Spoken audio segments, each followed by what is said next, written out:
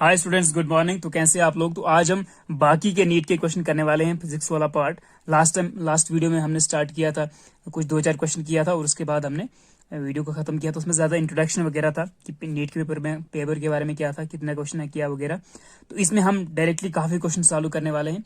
तो देखिए, मैं इस क्वेश्चन से डायरेक्टली स्टार्ट करता हूँ जल्दी से। तो दिस इज क्वेश्चन नंबर 140 है। A ray is incident at an angle of incidence i. ये आई है, ठीक है। एंगल ऑफ इंसिडेंस आई दिया हुआ है on one surface of A small angle prism. तो एंगल ऑफ प्रिज्म जो ए है वो स्मॉल है, okay, with angle of prism A, and emerges normally from the positive opposite surface. तो जब इमर्ज होता है तो ये जो इमर्जेंस है ना, इमर्जेंट रे, तो ये एंगल बना रही है e is equal to 90 degree. तो इस वक्त आपने याद रखना कि जो एंगल आई है उसका पता नहीं, वो जस्ट आई दिया है, लेकिन जो इमर्जेंट एंगल है, angle of emergence, that is 90 degree दिया हुआ है, ओके। तो if the refractive index of the material of the prism is mu, तो कहता है कि अगर refractive index of the prism कितना है, म्यू है, then angle of incidence is nearly equal to, किसके बराबर होगा, ठीक है। तो इसको मैं अलग से डायग्रामेटिकल समझाता हूँ। यहाँ पर डायग्राम बना है लेकिन थोड़ा सा बेकार सा है, तो मैं आपको अच्छी तरह थोड़ा बताता हूँ इसका, ओके। थोड़ा सा इसको ऊपर करते हैं, ठीक है।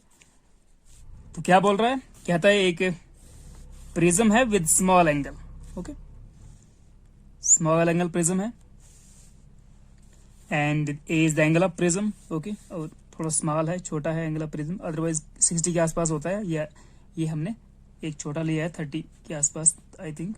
तो दिस इज स्मॉल एंगल। तो यहां से सपोज करो एक इंसिडेंट रे आई, इंसिडेंट रे है एक, ठीक है, this is your normal, okay. तो ये हो गया एंगल ऑफ इंसिडेंस। तो ये आपके पास आई दिया हुआ है, यहां से थोड़ा सा क्या होगा, रिफ्रैक्शन होगा, बेंडिंग ऑफ लाइट होगा नॉर्मल की तरफ, ओके। तो this is your r, okay, angle of refraction 1। And यहां पे जब लाइट पड़ेगी तो यहां से कह रहा है कि एमरजेंट जो रे है वो 90 डिग्री एंगल बनाती है। तो ये एंगल आपके पास क्या है, 90 डिग्री है। तो एंगल ऑफ एमरजेंस कितना आपके पास, ई दिया है 90 डिग्री, ओके। तो ये भी 90 है तो ये भी 90 होगा, ओके। लेकिन एंगल ऑफ इमर्जेंस कब 90 डिग्री होगा, ठीक है। ये इमर्जेंट रे कब 90 डिग्री निकलेगी, जब इस पे इंसिडेंट ही, इस सरफेस पे, इस इंटरफेस पे इंसिडेंस एंगल भी 90 डिग्री होगा, तभी तो 90 होता है ना आगे।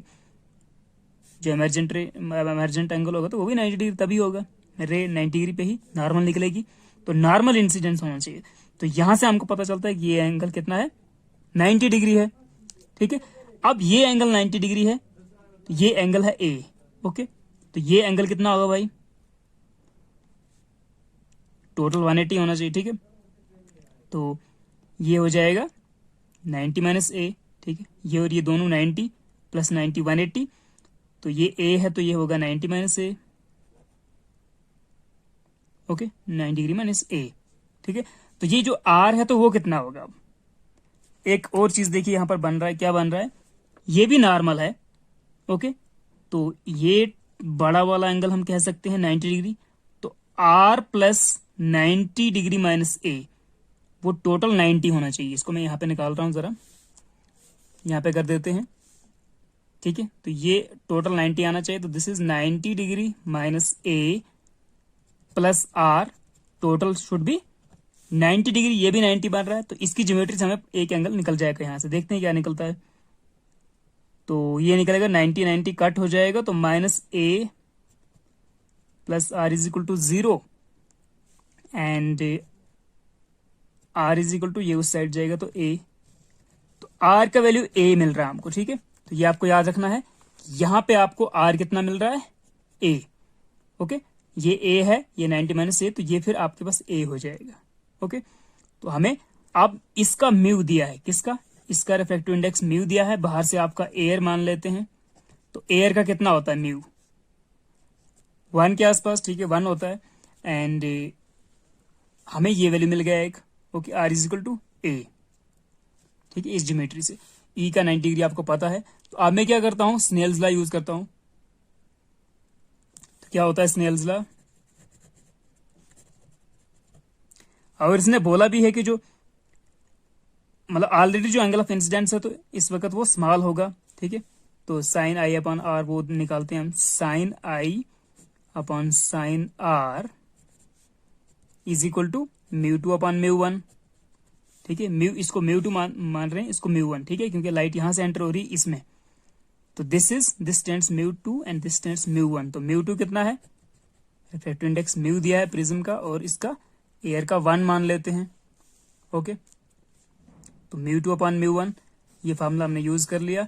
अब यहां से क्या निकल रहा है, अगर आई और आर दोनों स्मॉल हैं तो हम इसको लिख सकते हैं when theta is small sine of theta is equal to theta. Okay, तो आई अपॉन आर लिख सकता हूं मैं इसको, तो this will be mu upon 1। Okay, and यहां से हमारे पास क्या बनेगा, आई मिल जाएगा, i is equal to mu r. मिल गया एक और इक्वेशन हमको। तो एक हमें मिला था आर इज इक्वल टू ए, तो यहां पर मैं आर का वैल्यू भरता हूं जल्दी से, तो क्या आ जाएगा, तो this will come out to be equation 1 में हम i is equal to angle of incidence is equal to mu times r. तो आर कितना है, ए, तो म्यू ए हो गया। तो ये ऑप्शन हमें चूज करना था, देखते हैं कोई ऑप्शन है यहाँ पे, तो म्यू ए, हाँ, तो थर्ड वाला आपका जो था इसको आपको करेक्ट था। तो थोड़ा इस क्वेश्चन में कैलकुलेशन था। ठीक है, ये क्वेश्चन अच्छा था, मतलब नीट के लायक भी था, बल्कि ये जेडब्ल्यू मेन में भी ऐसे क्वेश्चन हमने देखे हुए हैं। ओके, तो ये हो गया आपका म्यू ए आ गया, और मैंने इसको पूरा आपको कंप्लीटली दिखा दिया है। नेक्स्ट क्वेश्चन पे चलते हैं।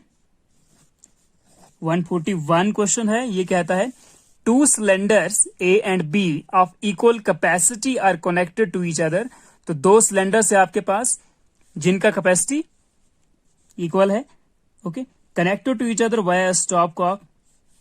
तो हम बोल सकते हैं कि सपोज ऐसे एक सिलेंडर है, ओके, यहां से दूसरा सिलेंडर है, और दोनों का कैपेसिटी सेम है, और बीच में कैसे कनेक्टेड है, वो किसी एक स्टॉप कॉक से कनेक्टेड है।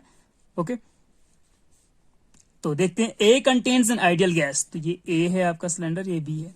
ठीक है, तो इसमें क्या है आपके पास, एक कोई गैस है, ठीक है, आइडियल गैस है इसमें। Okay, and b is ideal gas at standard temperature and pressure. ठीक है, तो आइडियल गैस का ऑलरेडी स्टैंडर्ड टेम्परेचर और प्रेशर होता है। And b is completely evacuated, और बी बिल्कुल इवैक्यूएट किया हुआ है, बिल्कुल खाली है, यानी यहां पे क्या है, वैक्यूम है। The entire system is thermally insulated. तो ये पॉइंट आपको याद रखना भाई, this point is very important. जब थर्मल इंसुलेशन होता है ना, तो वो आपको याद रखना है। और उसके बाद क्या बोलता है, the stopcock is suddenly open. ठीक है, और स्टॉप कॉक झटके से हम जल्दी से ओपन कर लेते हैं, तो क्या होगा, यहां से एक किस्म का यहां पे बस्ट होकर, मतलब गैस इस तरफ, ये जो आइडल गैस है वो इसमें भर जाएगा, क्योंकि ये खाली है, बिल्कुल वैक्यूम है, यहां पे कुछ भी नहीं है। ठीक है, तो सडनली यहां पर एक्सपेंड हो जाएगी ये गैस इस तरफ। ठीक है, तो उस चीज को हम बोलेंगे सडनली। जब सडनली वर्ड आता है ना, सडननेस की जब बात आती है, ये थर्मल इंसुलेशन की बात आती है। तो सडननेस और थर्मल इंसुलेशन, यहां पे आपने डायरेक्टली ये थोड़ा ध्यान लगाना था। जब सडननेस की बात आती है, ये थर्मली इंसुलेटेड है पूरा। ठीक है, अंदर बाहर कुछ नहीं हो सकता, नो एनर्जी नो मास इसमें से नहीं जा सकता। तो जब सडननेस या थर्मल इंसुलेशन की बात आती है, तो उस केस में क्या होता है, that process is adiabatic simply. ठीक है, तो इसमें क्या होगा, एडियाबैटिक एक्सपेंशन होगा। ठीक है, जो ही इसको हम सडनली ओपन करते हैं, तो there will be adiabatic expansion. Okay, तो एडियाबैटिक एक्सपेंशन होगा, तो आपको ये वाला एडियाबैटिक वाला टिक करना था डेली। ठीक है, यूजुअली ऐसे क्वेश्चन आते रहते हैं, मतलब स्पेशली नीट के लिए ये क्वेश्चन ओके है, मतलब छोटा क्वेश्चन है, और जैसे इसमें टिक मार्क ही था, ये ज्यादा कैलकुलेशन वाले क्वेश्चन नहीं आते हैं नीट में, बस छोटे से क्वेश्चन आते हैं। तो इस बार तो इतना सिंपल पेपर है कि बस जस्ट 3-4 क्वेश्चंस थे। एक ये जो ऊपर हमने अभी किया, जो प्रिज्म वाला था, तो इसमें डायग्रामेटिक व्यू था, ये अच्छा क्वेश्चन था, मतलब इसको मैं कैलकुलेशन के लिए या डायग्राम से बिना नहीं हो सकता ये क्वेश्चन। और बाकी क्वेश्चन तो सिंपल है। चलिए नेक्स्ट पे चलते हैं। तो ये भी हो गया एडियाबैटिक। 142 है, द एनर्जी इक्विवेलेंट टू 0.5 ग्राम। कितना सिंपल क्वेश्चन है, देखिए, बस 0.5 ग्राम को क्या करना है आपको, मास दिया है ना, तो m is equal to 0.5 gram. Okay, तो इसको मैं यहां पर थोड़ा करता हूं, m is equal to 0.5 gram. इसको पहले चेंज करो यार, नहीं तो गलत हो जाएगा। इसको पहले 0.5 इंटू 10⁻³ kg में कर देते हैं। ठीक है, जब भी आपको फिजिक्स में न्यूमेरिकल्स करने हैं या केमिस्ट्री में कहीं पर भी, तो एसआई यूनिट्स में करना है यार, ठीक है, ये चीज ध्यान रखना। तो बोलता है एनर्जी 0.5 ग्राम से कितना एनर्जी निकलेगा, तो कौन सा फॉर्मूला लगने वाला है, E is equal to MC square, ठीक है, जिससे हम मास की एनर्जी निकाल सकते हैं, ठीक है, मास एनर्जी इक्विवेलेंस बोलते हैं इसको हम, Einstein's mass energy equivalence. Okay, तो लगाते हैं m का वैल्यू, तो that is equal to 0.5 into 10⁻³ okay, and C square कितना होता है आपको पता है, वेलोसिटी ऑफ लाइट 3 इंटू 10⁸, काफी सिंपल है, इसका स्क्वायर करना है तो कितना आता है 0.5 इंटू 3 का स्क्वायर कितना हो जाएगा 9 ओके, इंटू 10⁻³ है यहाँ पे, और 10 पावर यहाँ पे कितना है 8 टू 16 ओके, तो 9 5 से 45, तो 4.5 आ जाएगा गाइस, इंटू 10 पावर 16 में से 3 गया तो कितना रहेगा 13 प्लस 13, तो ये आपका सिंपल आंसर था, ठीक है, तो इतने जोल आ जाता, देखते हैं कौन सा है, तो 4.5 इंटू 10 पावर 13, तो 13 वाला पावर वाला आपको लगाना था, और यहाँ पर 4.5 तो आना ही था, this is your correct option. Okay, next चलते हैं गाइस, ये एक, तो ये क्वेश्चन कहां से था आपका, E is equal to MC square, ठीक है, जस्ट एनर्जी से आप निकाल सकते हो, ये आपका ड्यूअल नेचर ऑफ मैटर में वहां पर भी है ये क्वेश्चन, तो काफी सिंपल है, तो ये तो जस्ट आपने 11th क्लास में पढ़ा हुआ है, जब एनर्जी वर्क डन ये सब चीजें पढ़ते हैं आप, वेलोसिटी एक्सेलरेशन वगैरह, तो वहां पर आपको फॉर्मूले सारे मिल जाते हैं 11th क्लास में, ठीक है।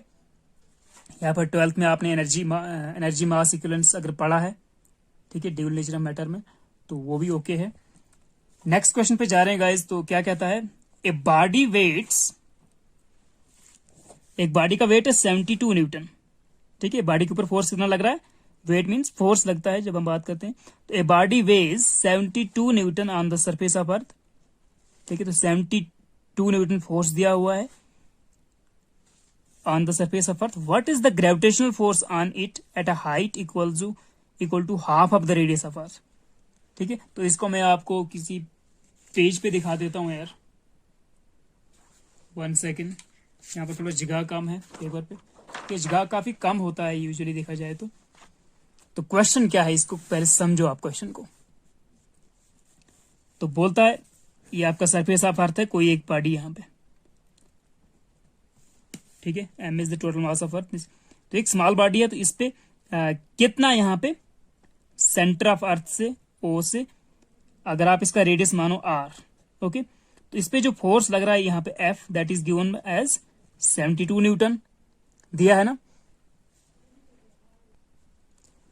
फोर्स आ गया 72 न्यूटन, और क्या दिया इसने, what is the gravitational force on it at a height equal to half the radius, तो r/2 रेडियस इंक्रीज करना है, मतलब बॉडी को यहां से हमको कहां लेना है, यहां से r/2 इंक्रीज करके यहां पे लेना है बॉडी को eight a height of r/2, तो ये r/2 है, ये r है, तो अब जो टोटल आपका डिस्टेंस बिटवीन टू बॉडीज है ना, टोटल जो हाइट हो जाएगा that will B r plus r/2, okay, this is r/2, तो इस वक्त कितना फोर्स लग रहा है, तो F डैश इस वक्त कितना है, तो ग्रेविटेशन फोर्स निकालना है, चलिए जल्दी से निकाल लेते हैं, तो F इज इक्वल टू क्या होता है G m1 m2, ठीक है, इसको m1 मानो, इसको m2 मानो, ओके, अपॉन r स्क्वायर, ये था F, लेकिन हमें F डैश निकालना है, तो that is equal to G same रहेगा, m1 m2 दोनों सेम रहेंगे, तो R इंक्रीज हो रहा है, तो R इज इक्वल टू क्या हो जाएगा R प्लस r/2, यहां से यहां तक कितना होगा r प्लस r/2, उसका स्क्वायर करते हैं, तो काफी सिंपल सवाल है यार, तो G m1 m2 अपॉन कितना हो जाएगा r plus r/2, 3r/2 whole square कर दो इसका, एंड 3r/2 का whole square, this is equal to G m1 m2 upon 9/4 r square, ठीक है। अब देखिए इसको मैं उल्टा कर लेता हूं, तो this comes out to be 4/9 G m1 m2 upon r square, okay, तो F डैश कितना आ गया, इतना आ गया। अब ये आपको पता है, ये तो आपका ओरिजिनल फार्मूला था, ठीक है, जो ओरिजिनल फोर्स थी, तो इसको हम लिख सकते हैं 4/9 F, ओके, तो F dash is equal to 4/9 F, तो जो ओरिजिनल फोर्स था दैट वाज गिवन 72 न्यूटन, तो यहाँ पे आ जाएगा 4.4/9 इंटू 72, ठीक है। तो 9 8 जा 72, तो 4 इंटू 8 करोगे तो कितना आएगा 32, 32। तो 32 न्यूटन फोर्स लगेगा यार, ठीक है ना। जब हाइट पे जाती है कोई बॉडी तो उन दोनों की फिर अर्थ और उस बॉडी के बीच में क्या होता है, फोर्स कम हो जाता है। तो पहले आपके पास 72 था, ठीक है, सरफेस पे जो बॉडी पे फोर्स लग रहा था 72 न्यूटन लग रहा था। जब eight a height of h या मतलब r/2 और हाइट इंक्रीज करेंगे तो जो आ गया वो आ गया 32 न्यूटन, ठीक है। तो कम फोर्स कम होता जाएगा, ग्रेविटेशनल फोर्स, ओके। तो कौन सा आपका ऑप्शन था देखते हैं।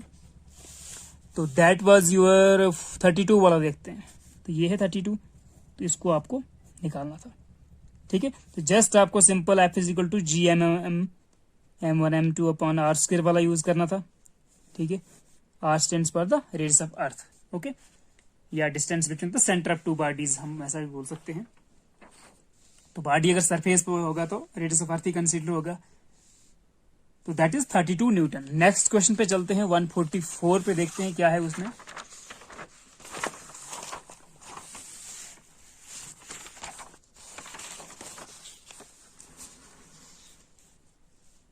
ओके, तो ये है आपका क्वेश्चन नंबर 144। काफी सिंपल है यार, बिल्कुल सिंपल है। देखिए इसमें आपको जुबानी इसने पढ़ा है रेजिस्टेंस रेजिस्टिविटी के बारे में। यूनिट 2 है करंट इलेक्ट्रिसिटी का, काफी सिंपल, जहां से क्वेश्चन आते रहते हैं, कभी रेजिस्टेंस पे क्वेश्चन, कभी रेजिस्टिविटी पे, कभी जो आपका पोटेंशियल डिफरेंस वगैरह है, कभी सर्किट बना देता है कोई, कभी रेजिस्टर्स का पैरेलल या सीरीज और पैरेलल वाला केस आता है, कभी कभी सेल्स पे वहां से क्वेश्चन आ सकता है, ठीक है।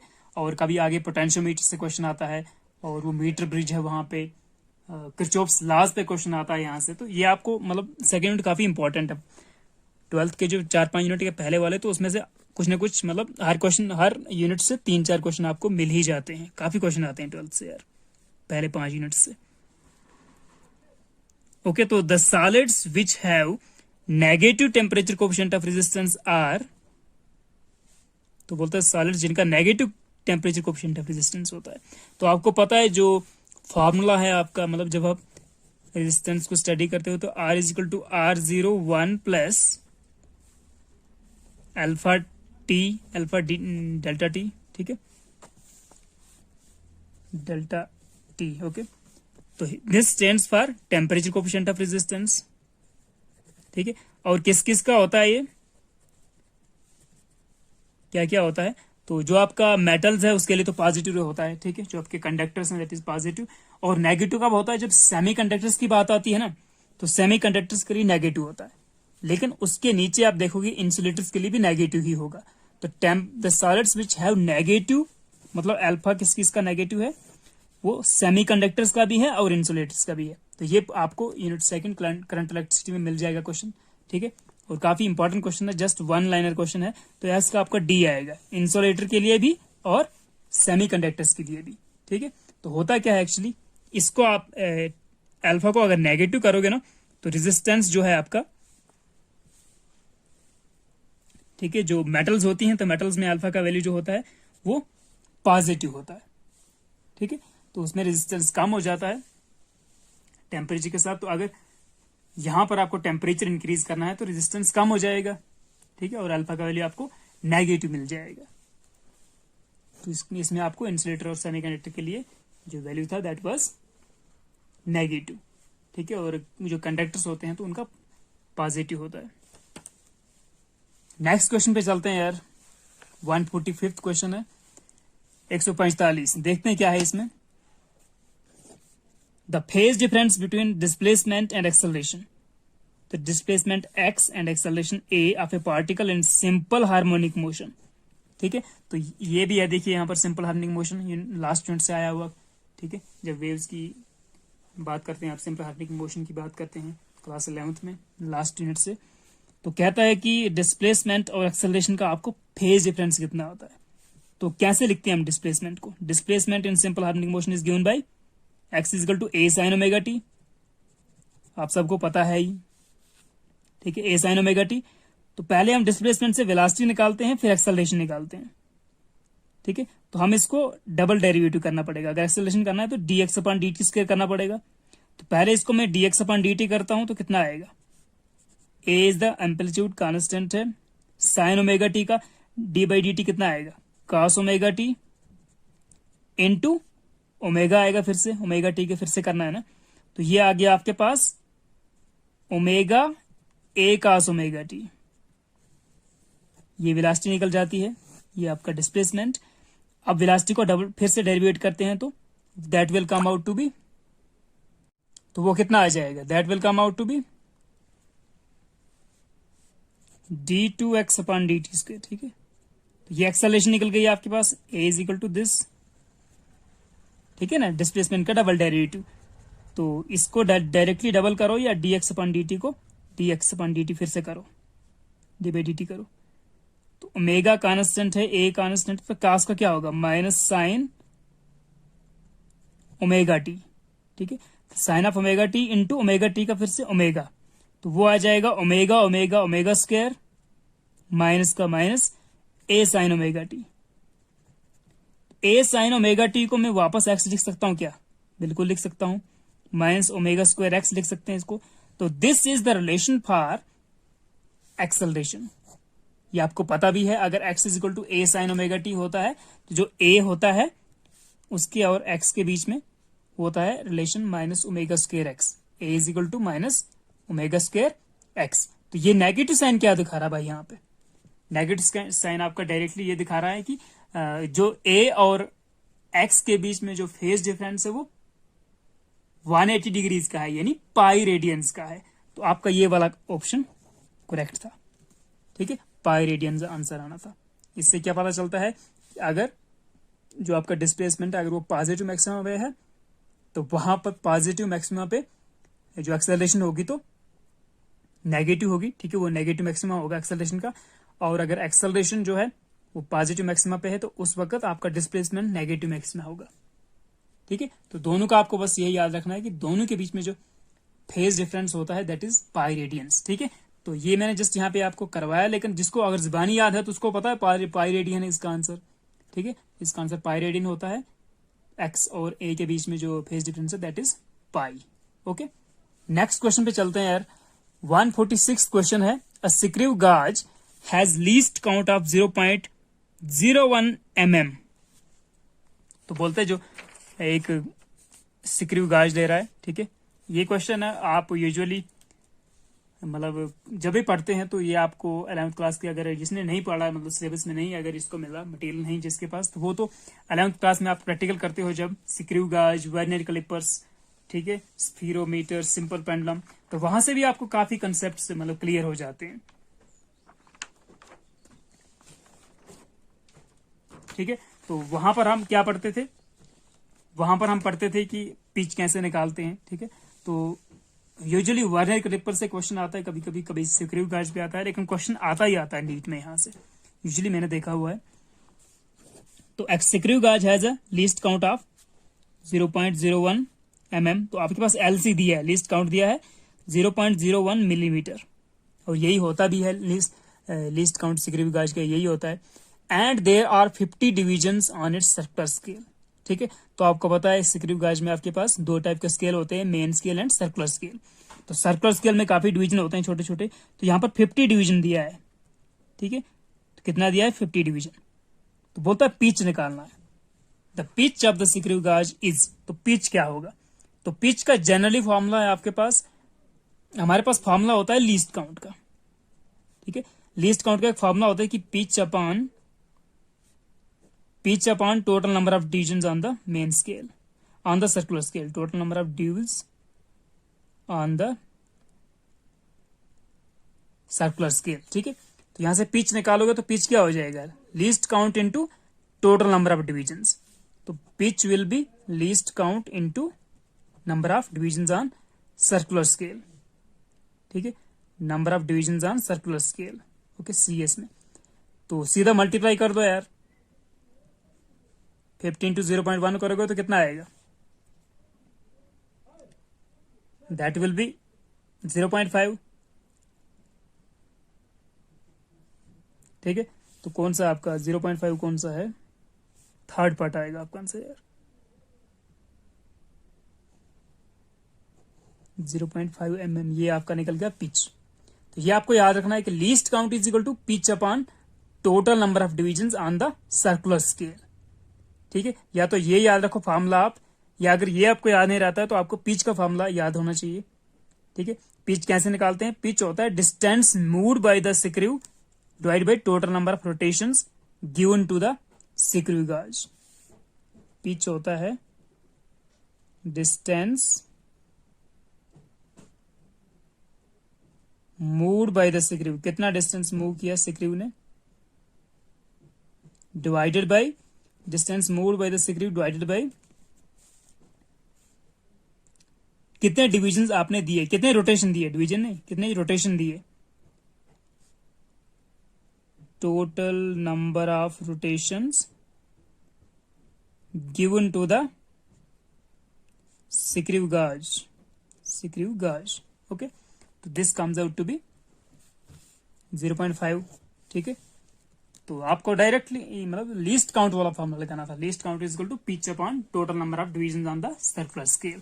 ठीक है, तो वहां से आपको पिच निकल जाती, least count into number of division, 50 into 0.01 कर दो, 0.5 mm आ जाएगा। तो this is your option, correct option. 147 पे चलते हैं यार। ओके, तो क्वेश्चन नंबर 147 पे जा रहे हैं यार। क्वेश्चन नंबर 147 क्या कहता है? गिटार पे क्वेश्चन आया हुआ है, तो इसमें अंदर देखिए बीट्स वाला क्वेश्चन है। ठीक है, तो कहता है in a guitar two strings A and B are made up of same material, तो मटेरियल सेम है दोनों का, और गिटार में 2 स्ट्रिंग्स हैं, are slightly out of tune. ठीक है, तो आउट ऑफ ट्यून मतलब उनका फ्रिक्वेंसी थोड़ा ट्यून नहीं है, सेम फ्रिक्वेंसी नहीं है, and produce beats of frequency 6 hertz. तो 6 हर्ट्ज का बीट्स प्रोड्यूस करते हैं। तो बीट्स कब प्रोड्यूस होता है? जब एक का फ्रिक्वेंसी कम और दूसरे का ज्यादा हो, तो उन दोनों के बीच में डिफरेंस इन फ्रिक्वेंसी है, तो वो डिफरेंस इन फ्रिक्वेंसी आपको बीट की, वो आपको बीट का फ्रिक्वेंसी होता है। तो बीट फ्रिक्वेंसी इस वक्त दिया है 6 हर्ट्ज। ठीक है, मतलब दोनों के फ्रिक्वेंसी का डिफरेंस है 6 hertz. When tension in b is slightly decrease, जब बोलता है टेंशन इन बी को हम स्लाइटली डिक्रीज करते हैं, the beat frequency increases to 7 hertz. ठीक है, तो जब बी में टेंशन इंक्रीज करेंगे तो बी के फ्रिक्वेंसी में फर्क और हो जाएगा। ठीक है, और जो ओवरऑल डिफरेंस है एफ ए और एफ बी में, फ्रिक्वेंसी ऑफ ए और फ्रिक्वेंसी ऑफ बी में, वो डिफरेंस 7 हर्ट्ज हो जाएगा, बढ़ जाएगा। ठीक है, if the frequency of a is 530 hertz, the original frequency of b will be. ठीक है, तो बी का ओरिजिनल फ्रिक्वेंसी निकालेंगे।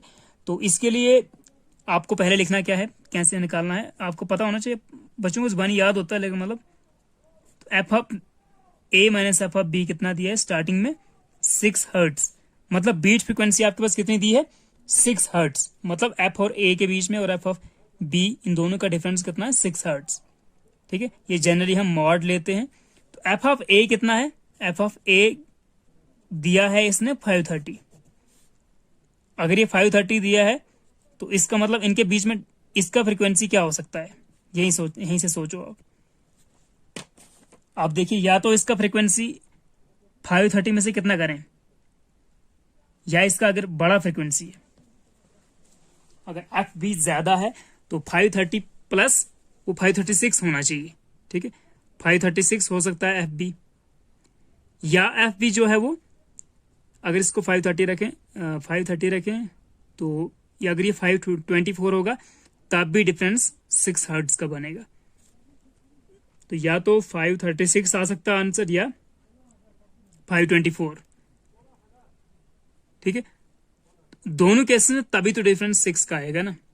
ठीक है, तो 530 माइनस 536 करोगे तब भी मतलब मॉड आपका 6 आएगा, और 524 होगा अगर आप भी, तब भी 6 हर्ट्ज आएगा। ठीक है, तो ये पहला वाला ऑप्शन तो, और 537 ये तो हो नहीं सकते। इसके आगे बोल रहा था कि अगर टेंशन इन बी को हम स्लाइटली डिक्रीज करते हैं तो बीट फ्रिक्वेंसी 7 हो जाता है। तो बीट फ्रिक्वेंसी और टेंशन में क्या रिलेशन है आपको पता होगा, आई थिंक। नहीं पता तो मैं यहां पर बताता हूं इसका। उसका रिलेशन है आपके पास frequency is given by v upon 2L।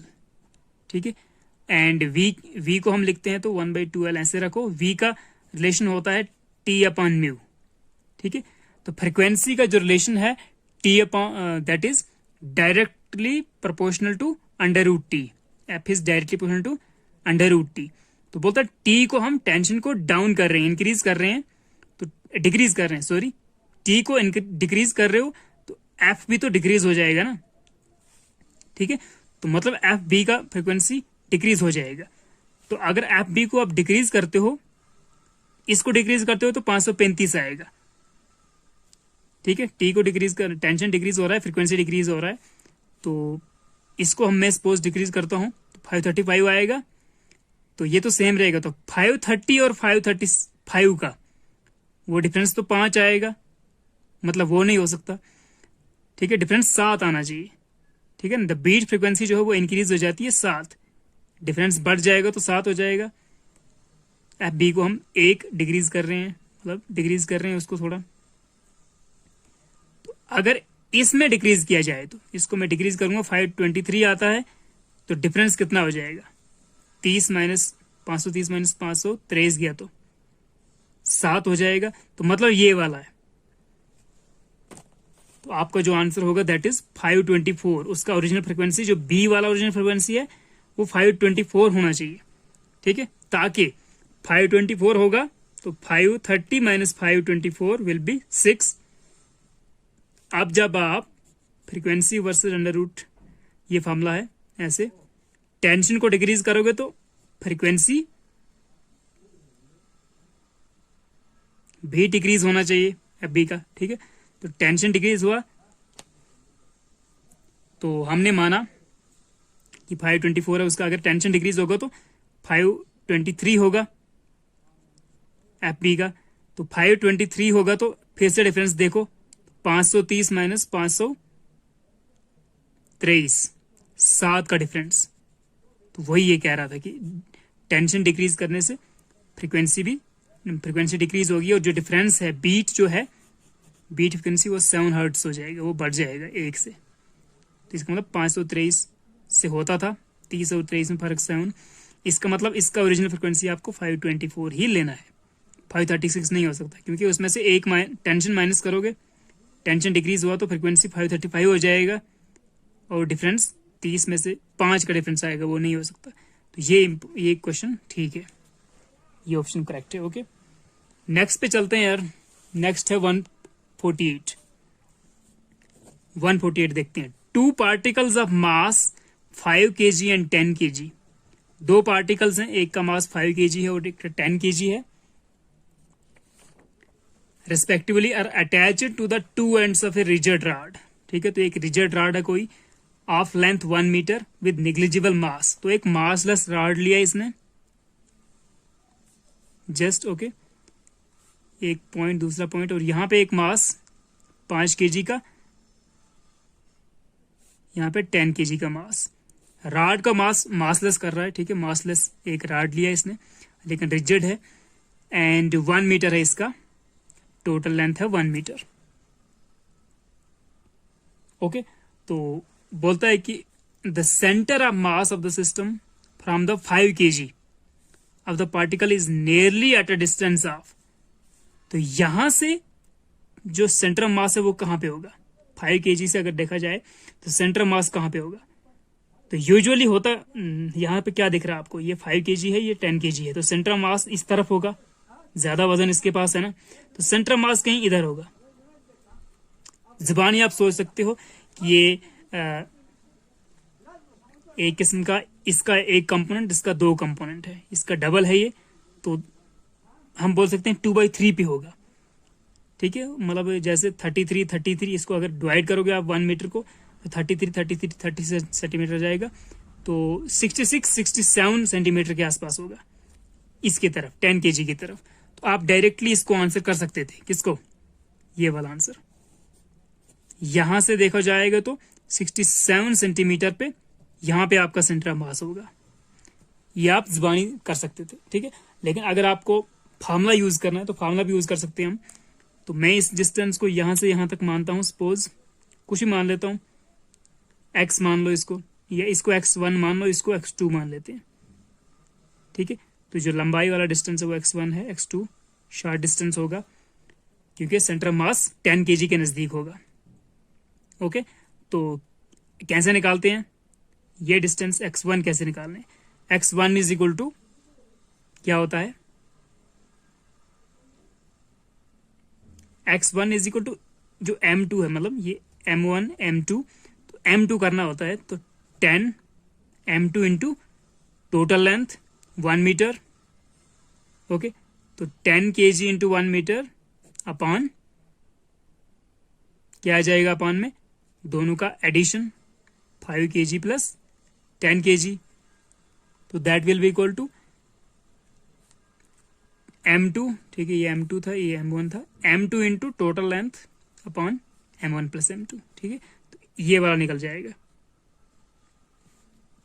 x1 निकल गया आपका, दैट इज 10 इंटू 1 10, 5 प्लस 10 15, तो ये निकल गया आपका, इसको डिवाइड करोगे आप तो ये आता है 0.67 मीटर, तो वो 67 सेंटीमीटर हो गया, ठीक है, तो आना यही था, बस आपको ये फार्मूला भी या तो याद रखो आप, ठीक है, कि x1 इज इक्वल टू जो फार्मूला है that is m2 into total length upon m1 plus m2, ठीक है।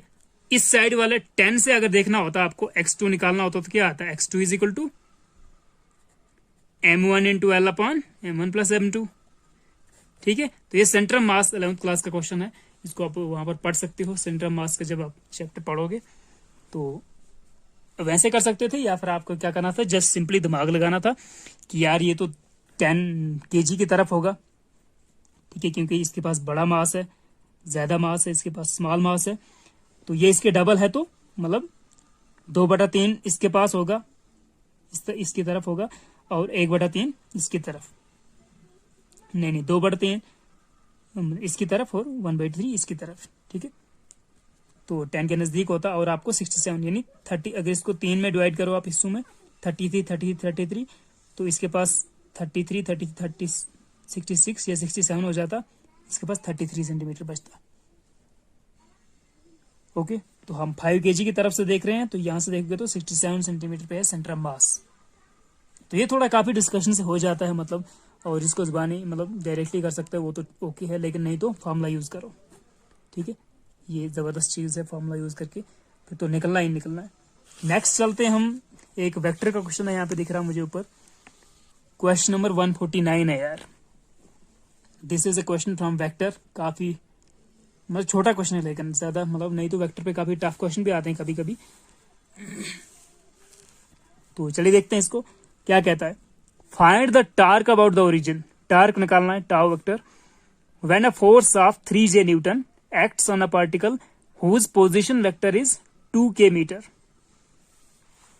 तो सीधी लिख दो यार, सीधा फोर्स कितना है 3J न्यूटन, ठीक है, यूनिट वेक्टर की फॉर्म में दिया हुआ 3J न्यूटन, पोजीशन वेक्टर कितना है, तो आर वेक्टर कितना है, ट्वाइस के यूनिट वेक्टर इतने मीटर, ओके, तो ये दो वैल्यूज दिया हुआ, तो टार्क क्या होता है यार, torque is equal to tau is equal to tau is equal to r cross f होता है, पता है सबको, ठीक है, टार्क का जो हमारा वेक्टर फॉर्म है that is r cross f, कभी कभी बच्चे क्या करते हैं इसको एफ क्रॉस आर भी डाल देते हैं, तो आपको पता है कि ए क्रॉस बी कभी बी क्रॉस ए नहीं होता, जो करेक्ट फॉर्मूला है तो ये है, वो आर क्रॉस एफ ही है, ठीक है, तो इसको वैल्यूज लगाते हैं यार, आर कितना है, आर पहले ये लगाना, ठीक है, 2k यूनिट वेक्टर क्रॉस कर दो इसको 3J के साथ, ठीक है, थ्रू 2 3 6 आ जाएगा, एंड k क्रॉस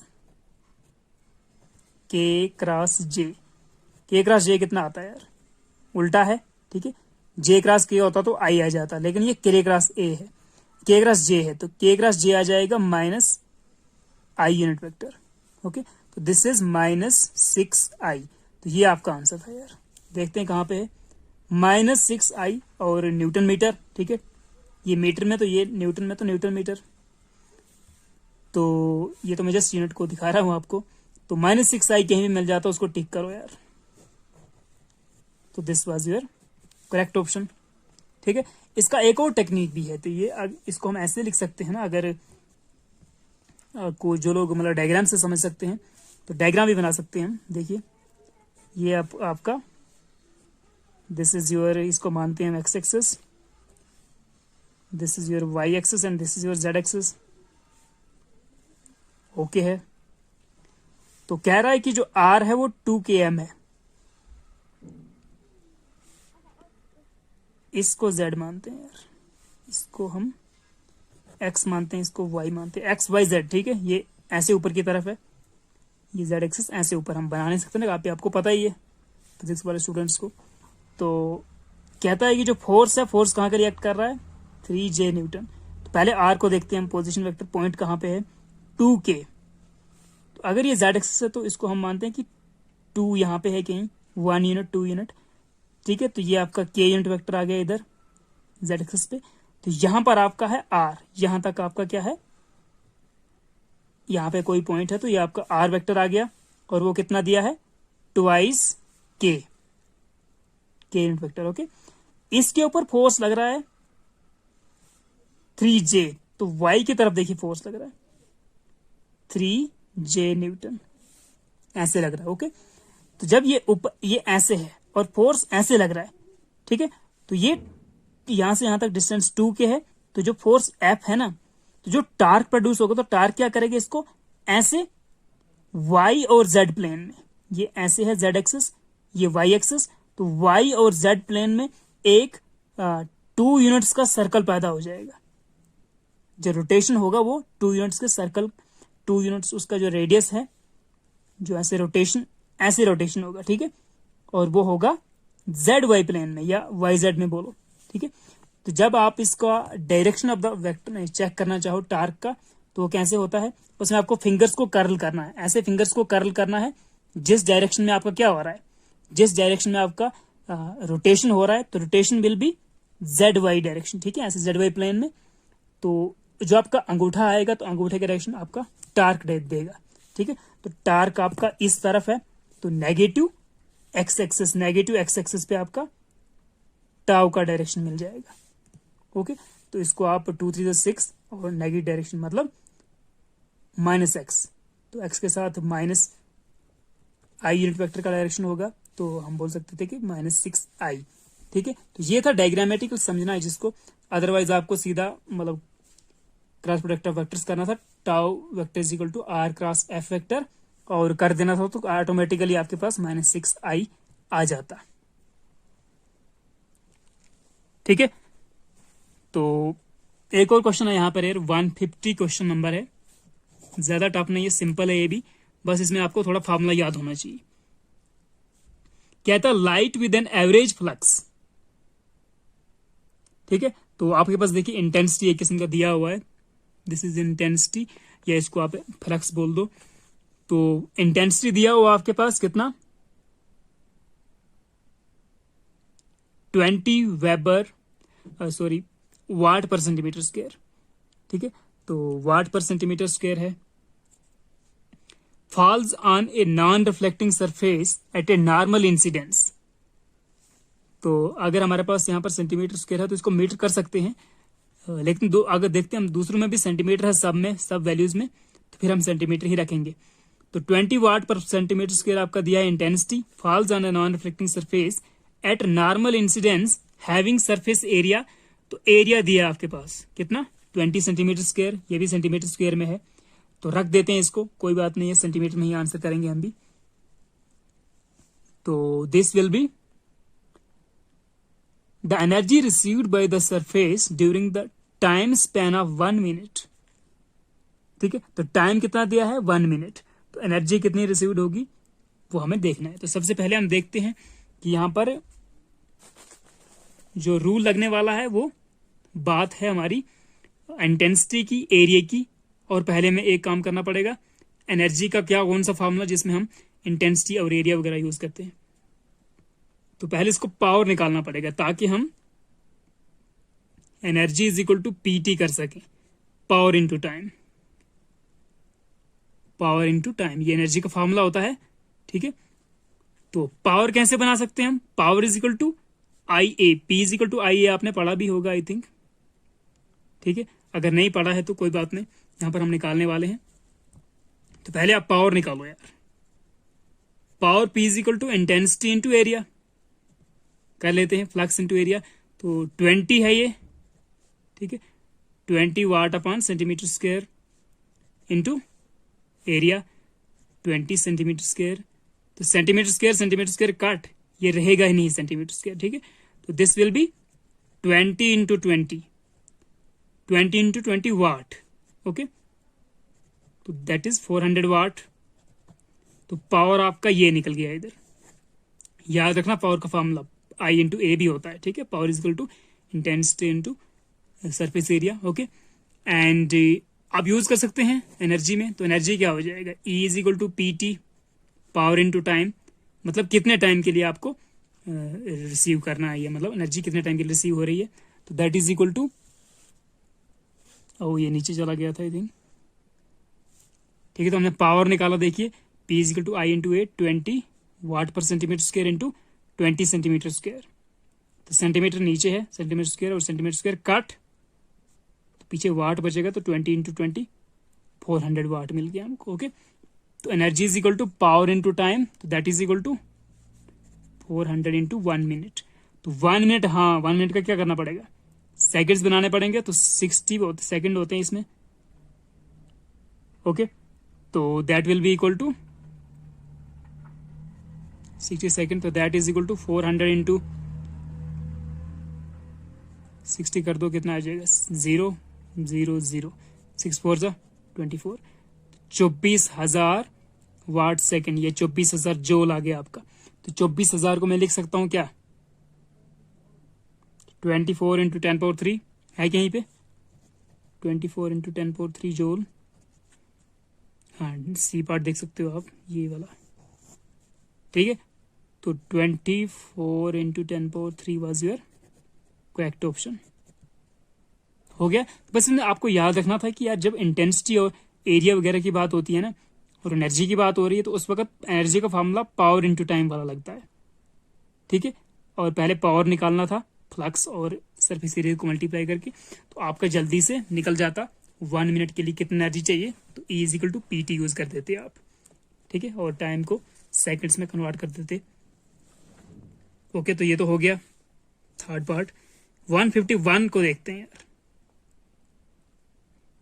ओके। तो देखते हैं क्या है इसमें।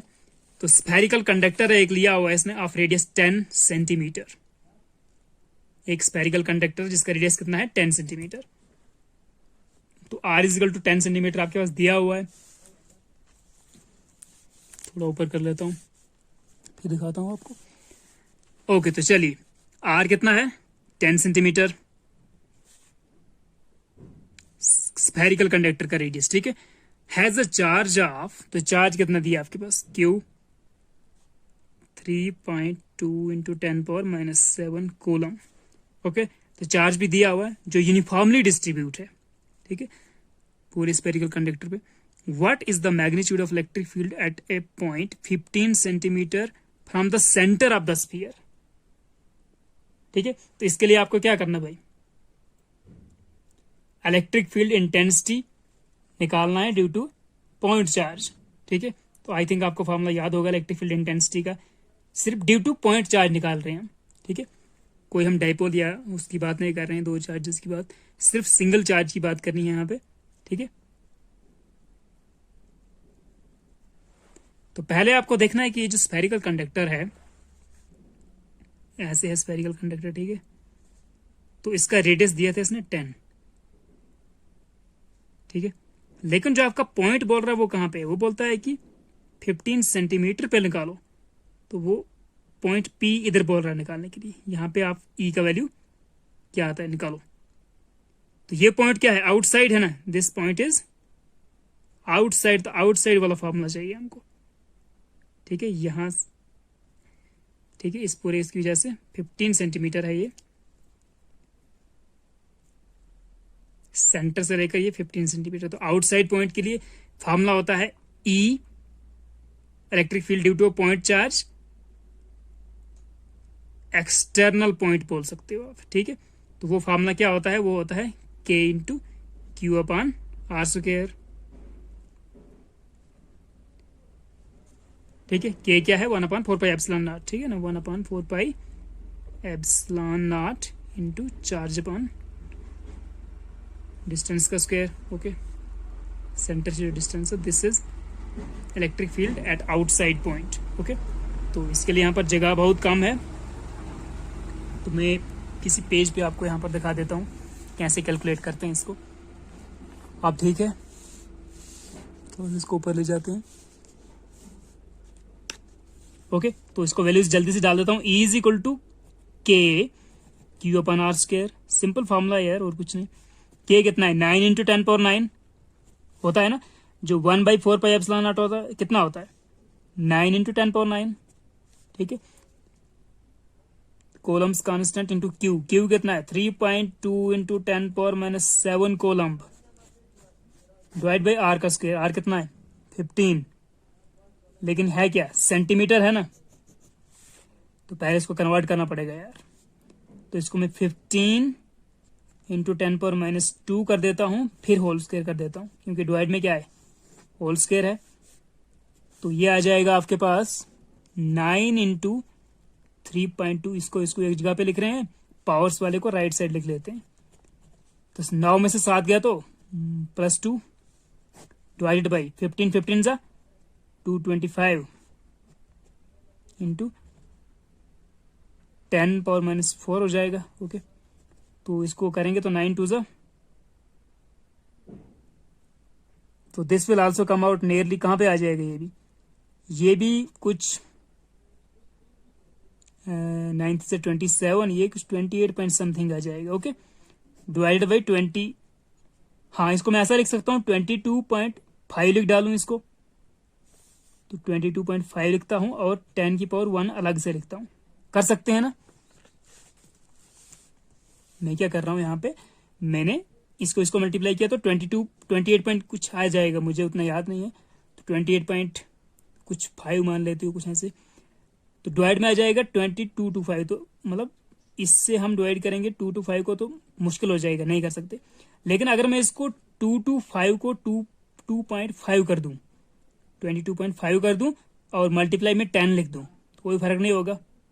अब मैं 22.5 और इसका हम 1 पॉइंट कुछ आएगा है ना डिवाइड करके, तो ऊपर से क्या है 10⁻2 है, नीचे से इंटू 10⁻1 यहां से आ गया, इसका 10⁻1 एंड 10⁻4 पहले से था, तो this comes out to be, इसको कट कर दो 1 पॉइंट कुछ आ जाएगा। ओके, इंटू ऊपर है 10⁻2, नीचे से गया तो 10⁻1 -1, 10⁻+4, तो 4 2 6 -1 5, 10⁻5, तो 1 पॉइंट इंटू 10⁻5, ये आंसर होगा यार। देखते हैं क्या है आंसर। हाँ, यहाँ तो 1.28 था यार। ठीक है, हमें इधर ऑप्शन भी देखने होते हैं ना, हमने ऑप्शन देखे नहीं अच्छी तरह से, तो आपको जो डिवाइड करके आता उसका टेंशन नहीं था, 1 पॉइंट ऑलरेडी कुछ आना था डिवाइड करके, बस नीचे वाले को आपको क्या करना था, तो 1.28 इंटू 10⁻5 आ गया हमारा, तो बी इज करेक्ट यार, second option is correct. Okay, तो हमने क्या किया, हमने जस्ट वैल्यूज पुट की। ठीक है, आर कितना दिया आपके पास, आर दिया है 10 सेंटीमीटर, लेकिन कौन सा आर, ये था रेडियस। ठीक है, लेकिन हमें जो आर चाहिए था वो कितना था, वो 15 सेंटीमीटर था। ठीक है ना, जो पॉइंट पी के लिए था, मतलब जहां पे आपको निकालना था इलेक्ट्रिक फील्ड इंटेंसिटी, तो वो था 15 सेंटीमीटर। ओके, तो हमने उसको 15 इंटू -2 कर दिया और ये फॉर्मूला हमने लगा दिया। ओके, तो 9 इंटू दिस कर लिया, ये आ गया, डिवाइड में इसका स्क्वायर कर लिया। ओके, तो ये सारे हमने पावर्स वगैरह कर लिए, तो लास्ट में आंसर आ गया आपके पास 1.28 इंटू 10⁻5 न्यूटन पर कोलम। न्यूटन पर कोलम होता है इलेक्ट्रिक फील्ड इंटेंसिटी का यूनिट। ओके, तो दिस वाज योर आंसर। तो बस आपको फार्मूला लगाना था ये वाला यार, और कुछ नहीं। और आर आपको बस 15 सेंटीमीटर लेना है, नहीं तो 10 सेंटीमीटर नहीं लेना है। ठीक है, 15 सेंटीमीटर लेना था। बाकी तो वैल्यूज, क्यू का वैल्यू आपको दिया हुआ है, आर का वैल्यू दिया हुआ है, और निकाल दो। और ये वैल्यू भी दिया हुआ है, जिसको अगर ये याद नहीं है, मतलब इसका वैल्यू, तो 9 इंटू 10⁻9 दिया हुआ है। ओके, 152 करते हैं अब यार। In a certain region of space with volume 0.2 metre cube. ठीक है, तो किसी रीजन में आपके पास वॉल्यूम दिया है 0.2 metre cube. Okay, the electric potential is found to be 5 volt. 5 volt electric potential throughout. तो ये पॉइंट इंपॉर्टेंट है यार, ठीक है। कोई रीजन ऑफ स्पेस है जिसमें आपके पास हर पॉइंट पे कितना है इलेक्ट्रिक पोटेंशियल, ये वॉल्यूम है, याद रखना, ठीक है। वॉल्यूम 0.2 मीटर है, तो इस पूरे का वॉल्यूम आ गया कितना 0.2 मीटर क्यूब। और हर पॉइंट पे आपको कितना दिया है potential, potential is 5 volt throughout. तो अगर 5 वोल्ट थ्रो आउट है तो क्या होगा, इक्वी पोटेंशियल हो गया ना, ठीक है। तो ऐसे केस में हम क्या बोलते हैं कि वॉल्यूम टोटल का भी 0.2 है, ठीक है। और इस केस को हम एक नया नाम देते हैं, that is equi, EQUIPOTENTL, equi potential volume कह सकते हैं। तो जब ऐसा केस आता है ना, तो तब उस पूरे रीजन में जो आपका इलेक्ट्रिक फील्ड है ना वो जीरो हो जाएगा, ये याद रखना आपको।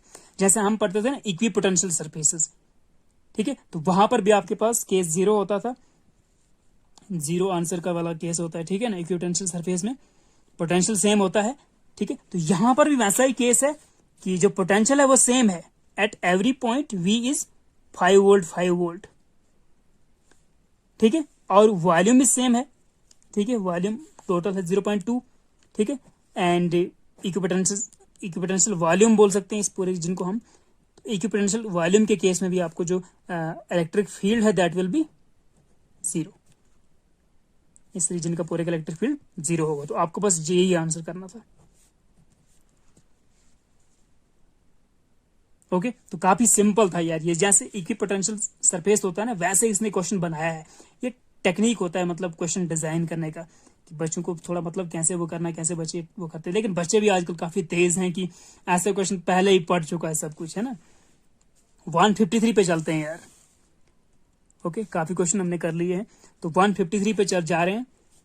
153 क्या बोलता है, the increase in the width of the depletion reason. तो पीएन जंक्शन से क्वेश्चन आया है यार, सेमीकंडक्टर डिवाइसेस से, यूनिट 9th है आपका 12th का। तो the increase in the width of the depletion region in a PN junction diode is due to. तो किसकी वजह से डिप्लीशन रीजन जो है आपका, जो पीएन जंक्शन होता है, ओके, तो जो बीच में उनका डिप्लीशन रीजन होता है पी और एन, वो कब इंक्रीज होता है, ठीक है। ये इंक्रीज कब हो रहा है, विड्थ कब इंक्रीज हो रहा है पीएन जंक्शन का,